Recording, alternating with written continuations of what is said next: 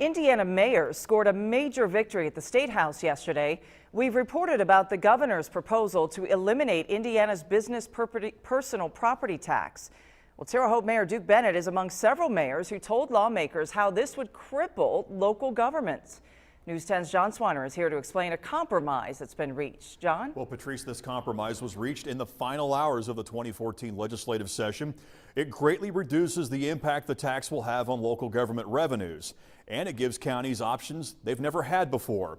Now the question is, does this compromise mean Indiana counties will be competing even more with one another for economic development? Eliminating the business personal property tax would have annually cost Hoosier local governments $1 billion.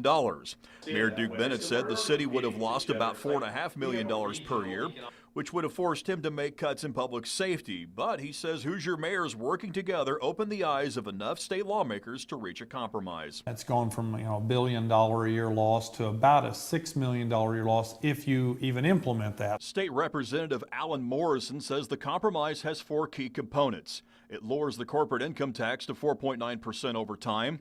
Counties can exempt new equipment and equipment below $20,000. It also gives communities the option of a super abatement of up to 20 years, up from the previous high of 10 years. Morrison is among the Republicans who think the compromise reached is good for Indiana. We had a lot of input from our local government officials, and I think we end up with a very good piece of legislation. Counties within Indiana already compete with one another for economic development. This compromise gives local governments autonomy in how to handle business personal property taxes within individual communities. Mayor Bennett is concerned this part of the compromise could hurt parts of the state that work together to attract business. We just want to work together, and if you go start doing this, then you're definitely going to pit county versus county. And they say no. All of us mayors and the county governments say, well, yeah, it absolutely will. So we're kind of at a little bit of a disconnect on that one. And Mayor Bennett left us with this. He feels the mayors won the battle this time, but he anticipates that Governor Pence could bring this issue up again next session. Morrison points to what's called a Blue Ribbon Commission. That commission will study all of the impacts of the various tax cuts passed by the General Assembly in recent years.